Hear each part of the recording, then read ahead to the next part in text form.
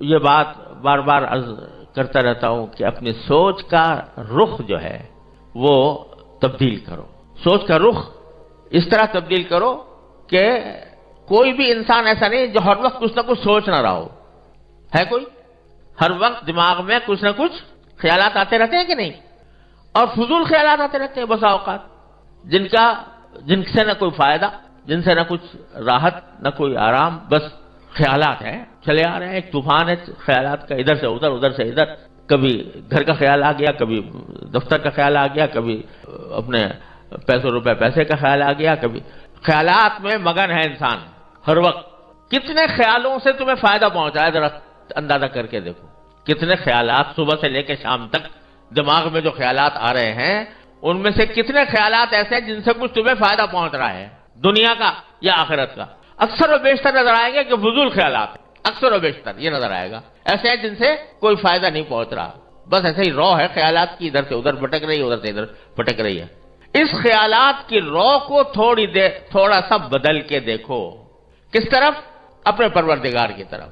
کہ دیکھو میرے پروردگار نے میرے لیے کیا کچھ نعمتیں دے رکھی ہیں مجھے، کس طرح مجھے زندگی عطا فرمائی، کس طرح مجھے آنکھیں عطا فرمائی، کس طرح مجھے کان عطا فرمایا، کس طرح مجھے بینائی عطا فرمائی، کس طرح مجھے صحت عطا فرمائی، کس طرح میں صحت مند زندگی گزار رہا ہوں، کس طرح مجھے اللہ تعالیٰ رزق دے رہا ہے، کس طرح مجھے راحت اور آرام مل رہا ہے. ان چیزوں کا تصور کر کے اللہ تبارک و تعالیٰ کی طرف دھیان لگا کر اس کی نعمتوں کا شکر ادا کرنے کی عادت ڈالو.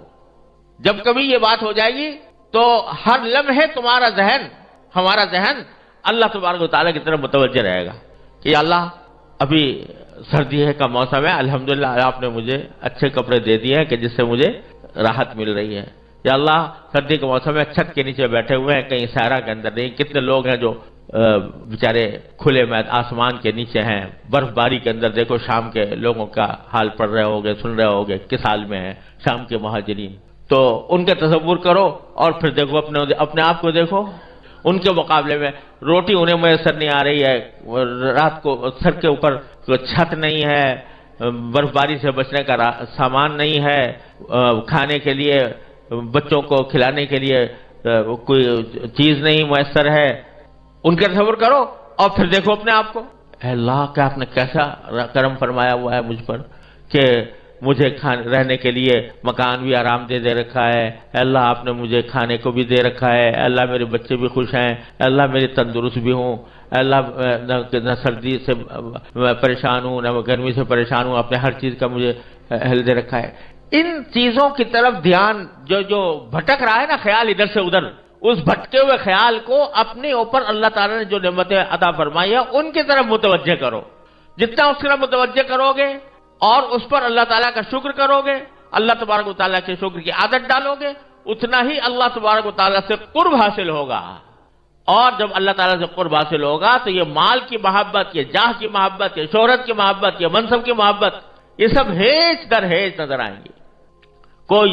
کوئی منصب، کوئی عہدہ، کوئی شہرت، یہ سب ہیچ در ہیچ ہو جائیں گی جب اللہ تبارک و تعالیٰ کے ساتھ یہ تعلق قائم ہوگا.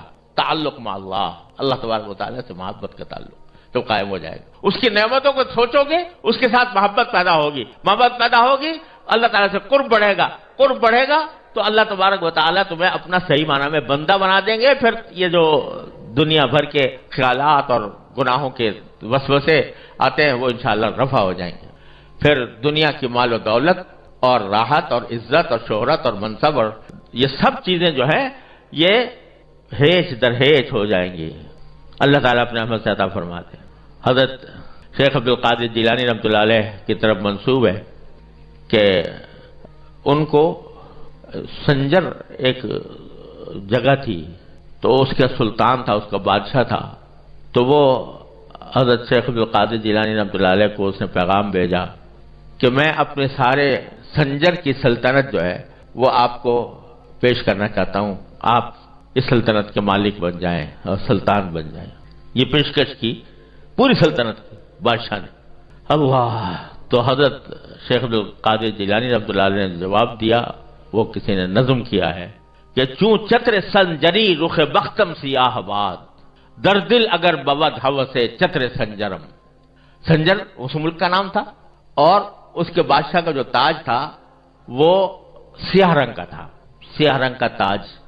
سیاہ بھی خوبصورت ہوتے نا، بعض اوقات ایک سیاہ چیز بھی خوبصورت لگتی ہے، تو اس نے سیاہ رنگ کا تاج بنا رکھا تھا، تو وہ سنجر کا تاج تھا. تو مولانا فرماتے ہیں حضرت شیخ عبدالقادر جیلانی، چوں چتر سنجری رخ بختم سیاہ باد، در دل اگر بود ہوس چتر سنجرم، زانگاہ کے یافتم خبر از نیم روز نیم شب، زانگاہ کے یافتم خبر از ملک نیم شب، من ملک نیم روز بدانگ نمی خرم. وہ جو سلطنت تھی سنجر کی، اس کا ایک علاقہ تھا جس کو نیم روز کہلاتے تھے. نیم روز، نیم روز کے لفظی معنی فارسی میں ہوتے ہیں آدھا دن. تو اس نیم روز کی سلطنت پیش کی تھی حضرت شیخ عبدالقادر جیلانی رحمۃ اللہ علیہ کو. تو فرمایا کہ اگر میرے دل میں سنجر کے تاج کی ذرہ برابر بھی خواہش ہو تو میرے قسمت کا چہرہ اللہ تعالیٰ سنجر کے تاج کی طرح سیاہ کر دے. اگر میرے دل میں سنجر کے تاج کی ذرہ برابر بھی خواہش ہو تو اللہ میاں ایسا ہی میرا بخت، میری قسمت ایسی سیاہ کر دے جیسے سنجر کا تاج ہے. زانگاہ کے رافتم خبر از نیم ملک نیم شب، جب سے مجھے آدھی رات کی سلطنت ملی ہے، آدھی رات کی سلطنت ملی ہے، تو میں آدھے دن کی سلطنت کو ایک دمڑی کے عوض بھی خریدنے کو تیار نہیں. یہ نیم روز کے معنی تھے آدھا دن، اور وہ سلطنت تھا. تو نیم روز یعنی آدھے دن کی سلطنت میں ایک دمڑی کو بھی خریدنے کو تیار نہیں ہوں، جب سے مجھے آدھی رات کی سلطنت نصیب ہوئی ہے. آدھی رات کی سلطنت سے کیا مراد؟ کہ آدھی رات کے اندر اللہ تبارک و تعالیٰ سے تعلق جوڑ کر اللہ تعالیٰ کے بارگاہ میں کھڑا ہونا، اس کے سامنے عبادت کرنا، اس سے تعلق جوڑنا، اس سے دعائیں مانگنا. اس میں جو اللہ تبارک و تعالیٰ نے مجھے لذت اور حلاوت عطا فرمائی ہے اور اس کی جو سلطنت مجھے بخشی ہے، اس کے آگے نیم روز کی سلطنت کوئی حقیقت ہی نہیں رکھتی. میں ایک دمڑی میں بھی اس کو خریدنے کو تیار نہیں ہوں. تو اللہ تبارک و تعالیٰ جب اپنی ذات سے تعلق عطا فرما دیتے ہیں تو پھر کوئی دولت، کوئی حشمت، کوئی حکومت، کوئی منصب، کوئی جاہ وہ آدمی کے سامنے پرے کاہ کی بھی حیثیت نہیں رکھتی. تو راستہ کیا ہے کہ سوچ کا رخ موڑو. سوچ کا رخ موڑو. کس طرح موڑو؟ اللہ تبارک و تعالیٰ کی نعمتوں کی طرف، اس نعمتوں کا شکر ادا کرنے کی طرف، اپنی حاجتیں اس سے مانگنے کی طرف. یہ جو دن رات شیخ چلی کی طرح منصوبے بنا رہے ہو، وہ اس منصوبوں کے بجائے اللہ تعالیٰ سے مانگو، یا اللہ مجھے فلاں چیز کی ضرورت ہے عطا فرما دیجئے، یا اللہ مجھے آپ نے اتنا کچھ عطا فرما رکھا ہے، پہلے میں اس کا شکر ادا کرتا ہوں اور پھر جو مجھے مطلوب ہے اللہ اس کو آپ سے مانگتا ہوں. اسی لیے دعا کرنے کا جو بہتر طریقہ بزرگوں نے بتایا ہے اور نبی کریم صلی اللہ علیہ وسلم سے ثابت ہے، وہ یہ کہ آدمی دعا سے پہلے شکر ادا کرے. الحمدللہ رب العالمین پہلے کہے. کیا مطلب؟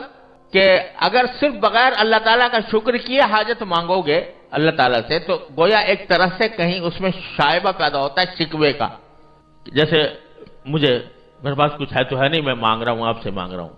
لیکن پہلے شکر ادا کر لو کہ جو موجودہ نعمتیں ہیں ان پر شکر کر کے اعتراف کر لو کہ اللہ آپ نے مجھ پر بہت نعمتوں کی بارش کر رکھی ہے، ساری تعریفیں آپ کی ہیں، سارا شکر آپ کا ہے. پہلے شکر کر کے اللہ تبارک و تعالیٰ کے نعمتوں کا اعتراف کر لو اور اعتراف کر کے شکر ادا کر کے پھر کہو کہ اللہ بہت کچھ دے رکھا ہے لیکن یہ حاجت ہے میری، یہ حاجت بھی پوری فرما دیجیے. تو پھر دیکھو وہ ایک طرف شکر کے نتیجے میں ایک شکر کی عبادت تم نے ادا کر دی اور اللہ تبارک و تعالیٰ کے سامنے اپنی حاجت بھی پیش کر دی. تو دونوں چیزوں سے تمہارا تعلق اللہ تعالیٰ سے مضبوط ہو جائے گا، شکر سے بھی اور دعا سے بھی.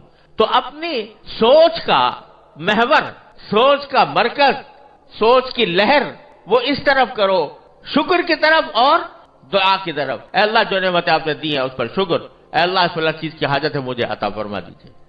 اگر یہ سوچ اور یہ بات جس طرح زبان سے، یہ شکر اور دعا یہ جس طرح زبان سے ہوتی ہے اسی طرح دل سے بھی ہوتی ہے.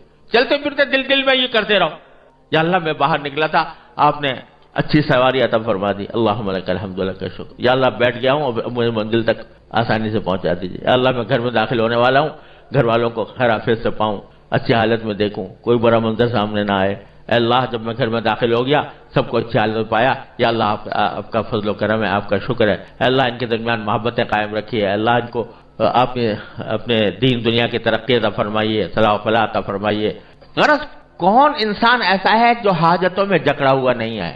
تو ایک طرف اللہ تعالیٰ کی نعمتوں کا شکر ادا کرتے رہو، دوسری طرف اللہ تبارک و تعالیٰ سے اپنی حاجتیں مانگتے رہو۔ یہ اپنی سوچ کا رخ اس طرف موڑ دو، اس طرف موڑو گے تو جب اس طرف یہ سوچ کا رخ مڑے گا تو یہ جو شیطان دل میں ڈالتا ہے، مال کی محبت ڈالتا ہے، اس سے بخل پیدا ہوتا ہے اور ناشکری پیدا ہوتی ہے اور ناجائز کاموں کی طرف دھیان ہوتا ہے، یہ سارا دھیان مڑ کر اللہ جل جلالہ کی طرف چلا جائے گا انشاءاللہ۔ اس کی فکر چاہیے، اللہ تعالیٰ مجھے آپ کو سب کو اس کی فکر عطا فرمائے۔ شکر کی کثرت، اللہ تعالیٰ کی نعمتوں کا استحضار، اس پر شکر کی کثرت، اور اپنی ہر چھوٹی بڑی حاجت اللہ تبارک و تعالیٰ سے مانگنا، مانگتے رہنا، بس یہ کام کرنا تو دیکھو انشاءاللہ کیا سے کیا ہو جاتا ہے۔